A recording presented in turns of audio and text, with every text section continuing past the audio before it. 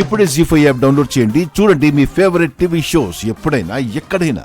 అవని కూతురు బ్రతికుందని అంటున్నారు. ఈ ఇంటి జాతకాన్ని మార్చే దేవత వస్తుందని మేమంతా ఎన్ని రోజులు ఎదురు చూడాలి? పంపకాలు చేసే సమయానికి మీరు బతుకుంటారో లేదో కూడా తెలీదు.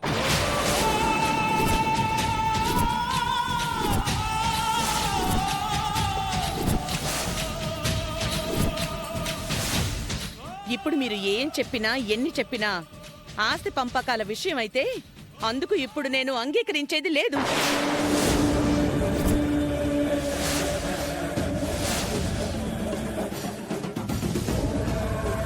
నిహారిక చెప్పినట్టు చేయకపోతే మేము ఈ ఇంట్లో ఉండము.